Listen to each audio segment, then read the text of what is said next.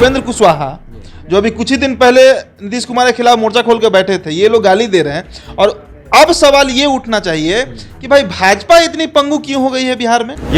ये तो अविश्वास है ना, ये तो पर्सनली आ गया। अब आपका जो है जान पर बना है और आपका सहयोगी आपका साथ ना दे तो कैसे चलेगा। अब किसको खुश करना चाह रहे हैं नीतीश कुमार, ये सवाल करना चाहिए भाजपाइयों को कि अति पिछड़ा में ये विश्वास दिला देना है कि अब जो है हम भी आपके बहुत बड़े समर्थक हैं और आपका भविष्य हमारे साथ ही सुरक्षित है। और यही कारण है कि बीजेपी नीतीश कुमार को इतना कुछ होने के बावजूद भी बर्दाश्त कर रही है। आज अगर भाजपा के 50 विधायक त्याग पत्र सौंप दे नीतीश कुमार को तो इनको समझ में आ जाएगा कितना आसान है बिहार में राजनीति करना। आज तक नीतीश कुमार अपने क्रेडिबिलिटी पर कहां 122 सीट ला पाए हैं भाई बिहार में। अति पिछड़ा को अपने पक्ष में लाते लाते जो आपका मेन कैडर वोटर है वही ना बिखर जाए कहीं। नीतीश कुमार बिहार का वो मुख्यमंत्री रहा जो कभी आज तक 243 का आधा यानी 122 सीट अपने बलबूते नहीं ला पाया। एक बात साफ है कि बीजेपी बिहार की सत्ता को अपने हाथ से गंवाने नहीं जा रही है, क्योंकि ये पिछले महीने ही साफ हो गया कि जब नजदीकियां आरजेडी और जदयू में बढ़ी थी तो बीजेपी ने एक मैसेज दिया लालू यादव के यहाँ छापा मार के। संजय जायसवाल ने जो बयान दिया उससे मैं सहमत हूं निजी तौर पर कि ये प्रायोजित हमला है, इसमें कहीं दो राय नहीं है। नीतीश कुमार अगर पलटी मारना चाहे या फिर बीजेपी इनसे परेशान होकर और इनसे पीछा छुड़ाना चाहे, दोनों का एक ही इलाज है, गवर्नर रूल। इसके अलावा कुछ भी नहीं लगेगा। अगर अभी नीतीश कुमार हाथ पर मारेंगे तो भी राष्ट्रपति शासन, और बीजेपी कुछ करना चाहेगी तो भी राष्ट्रपति शासन। बहुत जल्दी ये होने जा रहा है कि बिहार में देखिएगा 2 दर्जन 3 दर्जन 5 दर्जन 50-60 विधायक ऐसे होंगे जो त्याग पत्र लिखकर जाएंगे गवर्नर के पास और दे देंगे कि हम अब नहीं है विधायक। बीजेपी ये होने भी नहीं देगी कि नीतीश कुमार इनको छोड़ के फिर आरजेडी के साथ जाकर सरकार बना ले। बीजेपी का कोई छोटा मोटा नेता नहीं बल्कि प्रदेश अध्यक्ष संजय जायसवाल एक बड़ा आरोप लगाते हैं कि बीजेपी नेताओं पर हमला हुआ, कार्यालय में आग लगाया गया, इसके पीछे जेडीयू जिम्मेवार है। शासन प्रशासन ने जो भूमिका निभानी चाहिए थी नहीं निभाया। वहीं जेडीयू की तरफ से उपेंद्र कुशवाहा कहते हैं कि हर घर में एक पागल आदमी होता है। ललन सिंह ने बीजेपी को जमकर सुना दिया। अब बिहार की राजनीति में क्या कुछ होगा। बीजेपी ने धमकी दी कि हमारे पास 77 विधायक हैं, लेकिन सिर्फ बयानबाजी होगी या फिर आने वाले वक्त में बिहार की राजनीति पर इसका असर होगा। उद्दीप जी, क्या हो रहा है बिहार में। जेडीयू ने कह दिया कि जो हर घर में एक पागल होता है, इशारा था संजय जायसवाल पर। इतना सब कुछ हुआ, लेकिन नीतीश कुमार का अंतिम ट्वीट जरा जाकर आप जो हमारे दर्शक हैं वो जाकर इनका जरा अंतिम ट्वीट देख लीजिए कि अंतिम, वैसे तो मीडिया के सामने तो आ नहीं रहे हैं, अपने पेज से या फिर वीडियो के माध्यम से कोई संदेश अभी तक इन्होंने दिया नहीं है बिहार की जनता को। अग्निवीर अग्निपथ को लेकर इतना बड़ा प्रदर्शन हुआ राज्य में। अंतिम ट्वीट इन्होंने कटिहार के किसी खानकाह का निधन हो गया है और उसके लिए बजाबते लंबे चौड़े उर्दू अल्फाज में इन्होंने ट्वीट किया है और सोशल मीडिया पे डाला है। मतलब इससे क्या निकाला जाए कि या तो सीएम नीतीश कुमार के इशारे पर ललन सिंह और उपेंद्र कुशवाहा भाजपा को इस तरह गलिया रहे हैं। मैं ये शब्द इस्तेमाल कर रहा हूँ, गलियाना ही ना है, राजनीतिक भाषा में ये गलियाना है, क्योंकि अभद्रता है भाई। आप किसी को मानसिक विक्षिप्त, पागल, मानसिक दिवालिया कैसे कह सकते हैं। वो भी आप एक गठबंधन की पार्टी है, आपसे लगभग दोगुनी बड़ी पार्टी है, वो भी प्रदेश अध्यक्ष है। प्रदेश अध्यक्ष है, ये कोई साधारण कार्यकर्ता तो है नहीं, इनको नोटिस नहीं लिया जाएगा भाई। वो प्रदेश अध्यक्ष है, नोटिस लिया जाएगा।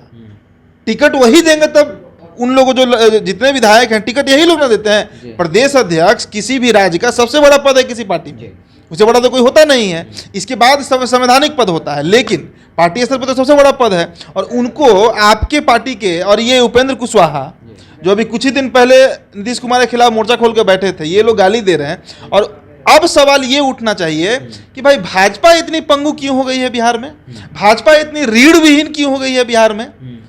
ये भाजपा सिर्फ मतलब या तो इनको लगता है कि इनके पास नेतृत्व की क्षमता नहीं है, या इनको लगता है कि अगर ये अकेले चुनाव लड़ेंगे तो इनका 2015 वाला गति हो जाएगा, या फिर इनको लगता है कि बिहार को सही तरीके से कोई चला सकता है तो वो सिर्फ एक ही व्यक्ति पैदा हुआ पिछले 50-60 सालों में, वो नीतीश कुमार है। कोई तो कारण रहा होगा ना। या फिर ये भी हो सकता है कि दिल्ली भाजपा जो है, मतलब जो केंद्र भाजपा है, वो इनको पिटने वाला समझती होगी। कल अरुण कुमार ने, जहानाबाद के पूर्व सांसद ने, लतखोर शब्द का प्रयोग किया बिहार भाजपा के, बीजेपी के। हाँ भाई, मैंने ही इंटरव्यू किया, उन्होंने ये शब्द क्यों इस्तेमाल किया, जबकि उनका भाजपा से कोई बैर नहीं है। वो जिस पार्टी में अभी नेता बने हैं, लोजपा रामविलास, वो पार्टी भी एक सॉफ्ट कॉर्नर रखती है बीजेपी के लिए। उसके बावजूद आखिरकार क्यों उन्होंने इस तरह का शब्द का प्रयोग किया? क्योंकि अभी जो चीज दिख रहा है बिहार की राजनीति में वो यही बता रहा है कि बिहार भाजपा इस स्थिति में क्यों है, इतनी पंगु रीढ़विहीन, इतनी अपाहिज स्थिति में क्यों है। भाई आपने वो वीडियो अगर देखा होगा, हम लगातार उस वीडियो को चलाए भी, उसका जिक्र भी किए। संजय जायसवाल के घर पर जो हमला हुआ आदेश जी, जिस तरह से हमला हुआ, भाई 12 सीआरपीएफ के जवान थे कि वहाँ जो भी जवान थे वो भागे हैं वहाँ जान बचाकर, और उपद्रवी उनके घर के अंदर घुसे हैं। जितना नुकसान हो सकता था उन्होंने किया है। विनय बिहारी पिट गए। और इसके बाद आप देखिए रेणु देवी, भाई राज्य की उप मुख्यमंत्री हैं, मतलब मुख्यमंत्री के बाद दूसरा सबसे बड़ा संवैधानिक पद राज्य में वही होता है, उसके बाद ही ना आते हैं मंत्री लोग और सभी लोग। और उनके घर पर हमला हो रहा है, झंडा तोड़ा गया। और नीतीश कुमार ट्वीट कर रहे हैं कटिहार में किसी खनका के निधन के बारे में, उर्दू अल्फाज में लंबा चौड़ा लिखे हैं। क्या है ये? आप किसको खुश करना चाह रहे हैं नीतीश कुमार? ये सवाल करना चाहिए भाजपाइयों को। भाजपा के सभी आज अगर भाजपा के 50 विधायक त्याग पत्र सौंप दे नीतीश कुमार को, तो इनको समझ में आ जाएगा कितना आसान है बिहार में राजनीति करना। आज तक नीतीश कुमार अपने क्रेडिबिलिटी पर कहां 122 सीट ला पाए हैं भाई बिहार में। ये भी एक इतिहास है बिहार में बना है। पिछले 30 साल के राजनीति में ये भी एक इतिहास दर्ज हो जाएगा कि नीतीश कुमार बिहार का वो मुख्यमंत्री रहा जो कभी आज तक 243 का आधा यानी 122 सीट अपने बलबूते नहीं ला पाया। मैक्सिमम सीट इनको मिला था 115 2010 में, अगर मैं आंकड़ा पे सही हूं आदेश जी, 115 इनको मिला था। उसमें भी 115 में हर विधानसभा सीट पर जहां पे ये जीते थे 50% वोटर बीजेपी के थे। और उसके बाद ये जो मुख्यमंत्री हमारे राज्य के हैं वो इस तरह का, सबसे पहले तो हम इनसे सवाल करते हैं, आप छोड़िए भाजपा को, आपका यूएसपी लॉ एंड ऑर्डर है ना, यूएसपी लॉ एंड ऑर्डर, आप लॉ एंड ऑर्डर पे क्यों फेल हुए? क्यों फेल हुए? आपका एक भी जो पुलिस है बिहार का, वो छोड़िए, हम गोली चलाने की बात नहीं करते हैं भाई, अभ्यर्थी गुस्से में थे लेकिन उन्हें कंट्रोल करना था ना। आंसू का आंसू था आपके पास, भीड़ नियंत्रण हो सकता था।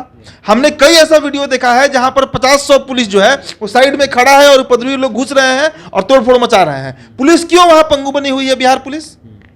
पुलिस को मैं दोष नहीं दे रहा हूं, उनके ऊपर मैं दोषारोपण नहीं कर रहा हूं, मुखिया के ऊपर कर रहा हूं। उनके जो मुखिया है उनके ऊपर सवाल है।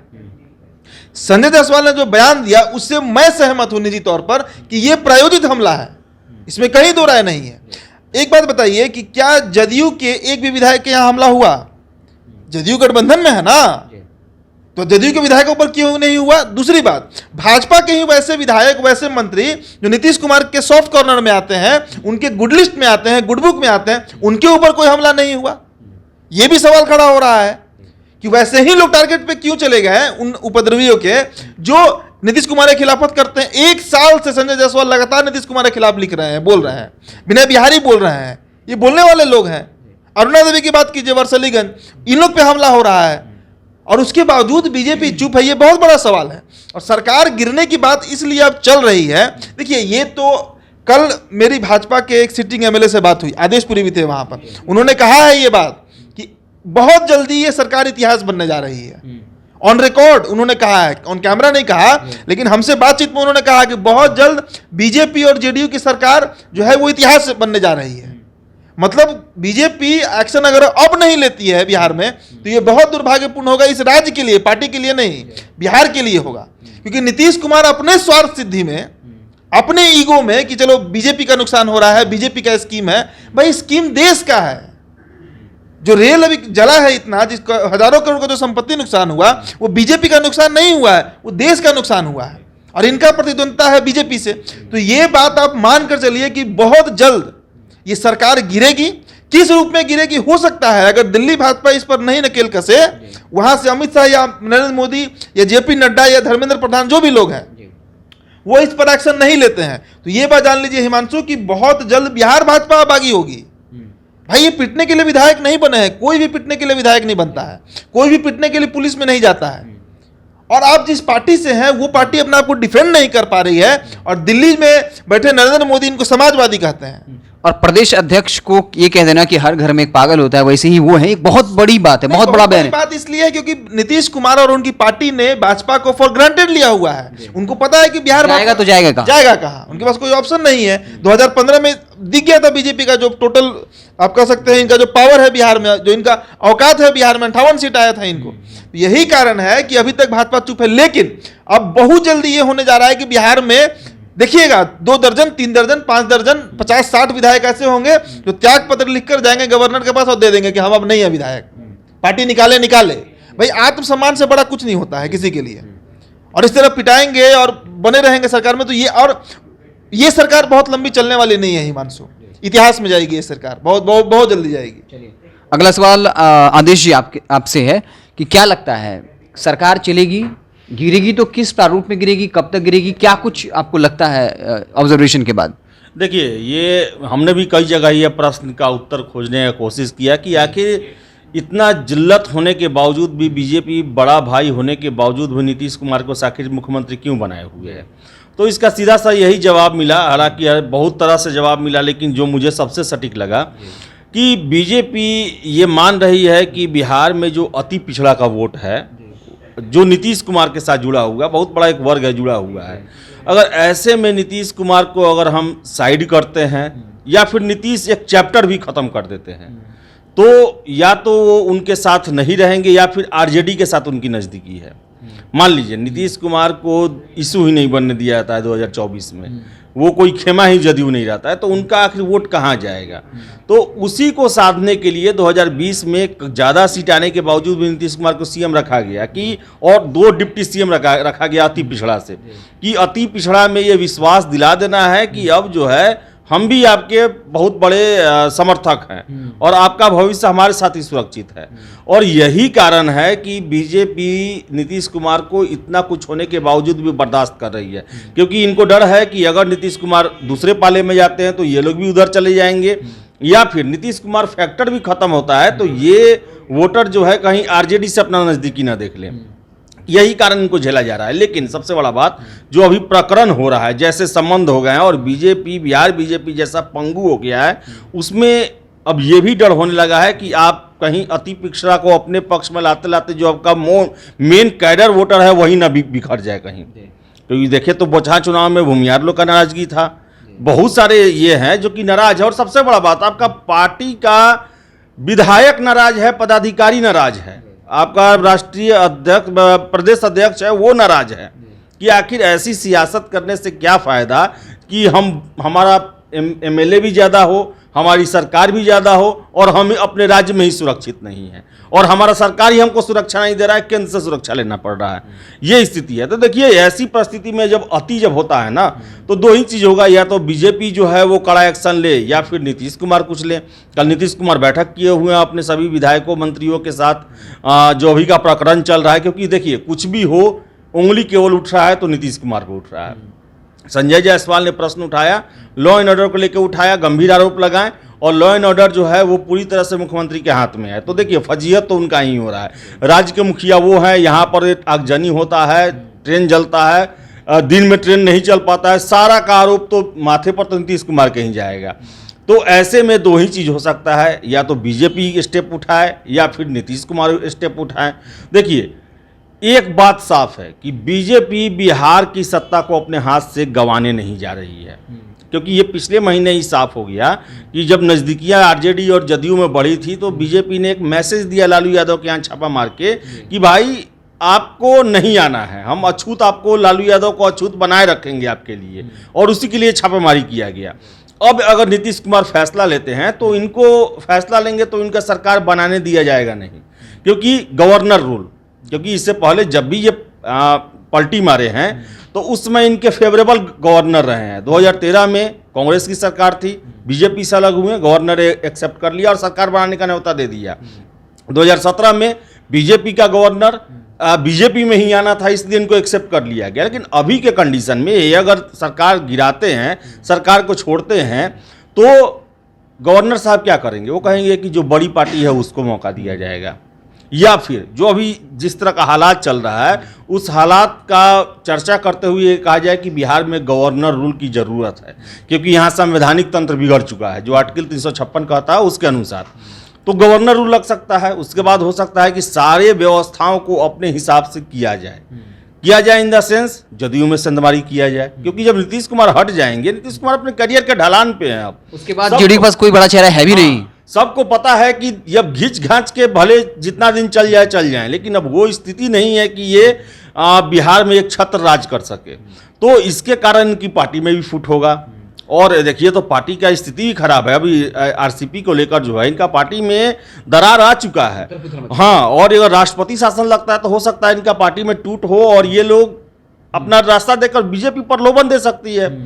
आरजेडी को भी तोड़ा जा सकता है और भी पार्टी को तोड़ा जा सकता है, ये गवर्नर रूल के समय में। और उसके बाद हो सकता है कि जब हम सेफ स्थिति में आ जाएंगे सरकार बनाने का दावा दे देंगे। तो जो भी हो, लेकिन अभी का जो सिचुएशन है वो यही शो करता है कि बिहार में अगर भी कोई भी कुछ करता है, या तो बीजेपी कुछ करना चाहे या फिर नीतीश कुछ करना चाहे, तो लगेगा गवर्नर रूल ही। क्योंकि इस कंडीशन में बीजेपी के पास भी नंबर नहीं है कि अगर इनको हटा के वो अपना सरकार बना ले। और फिर से बीजेपी ये होने भी नहीं देगी कि नीतीश कुमार इनको छोड़ के फिर आरजेडी के साथ जाकर सरकार बना ले। तो ऐसे कंडीशन में बिहार में गवर्नर रूल यानी कि राष्ट्रपति शासन का ही अभी संभावना सबसे ज्यादा दिखता है। और उस दौरान बीजेपी अपने लिए अपने फेवर में यहां माहौल बनाएगी और ये विश्वास में लेने की कोशिश करेगी कि जो भी नीतीश कुमार के वोटर हैं उनका भविष्य मेरे ही हाथों में सुरक्षित है और उन जाति वालों का पैरोकार जो है उनको बड़े बड़े पद दिए जाएंगे ताकि उन वोटरों को कॉन्फिडेंस में लिया जा सके। उसके बाद ही चुनाव पर विचार होगा। 2005 में केजरीवाल वाला प्रकरण था, आपको याद होगा कि उसमें भी गवर्नर रूल लगाया गया, बूटा सिंह बने थे और फिर बिहार में एक माहौल बना था जो माहौल नीतीश कुमार के पक्ष में था। फील्डिंग उसका बीजेपी भी कर रही थी और उसी का परिणाम हुआ कि जब दोबारा चुनाव नवंबर के महीने में हुआ, अक्टूबर में हुआ था, नवंबर में तो परिणाम आया था, तो यहाँ पर मैंडेट मिल गया था बीजेपी को। उसी का चर्चा आप कर रहे हैं। हाँ, देखिए उसमें देखिए गवर्नर रूल जो है ना वो चेंज 2005 में हुआ था कि लालू यादव का सरकार था और बीजेपी को जो एनडीए है इसको क्लियर मेजोरिटी नहीं मिला था। तो ऐसे में बूटा सिंह जो थे जो कि यूपीए के गवर्नर थे, उन्होंने क्या किया कि बिहार में नीतीश कुमार को ना बुला के गवर्नर रूल लगा दिया। लेकिन चूंकि उसमें बिहार की जनता में एक बदलाव का ये जो है दिखाई देने लगा था और गवर्नर रूल जो था वो भी सही रूल नहीं था, उसमें भी बहुत सारे आरोप लगे। यहाँ बूटा सिंह के दोनों बेटे पर आरोप लगा। लालू यादव का एक पत्र वायरल हुआ जिसमें उन्होंने लालू यादव के पास बूटा सिंह का एक पत्र वायरल हुआ जिसको लेकर ये हुआ, लालू यादव उसमें बोले कि माय फेवरेट गवर्नर बूटा सिंह। तो ये सब लगा कि लालू यादव की भले सरकार ना हो लेकिन लालू यादव के ही प्रभाव का सरकार चल रहा है यहाँ पर।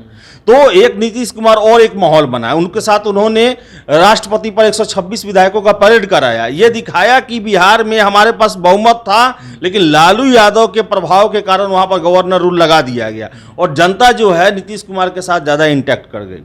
तो वही सिचुएशन जो है बीजेपी बना सकती है अगर नीतीश कुमार अगर पलटी मारना चाहे या फिर बीजेपी इनसे परेशान होकर और इनसे पीछा छुड़ाना चाहे।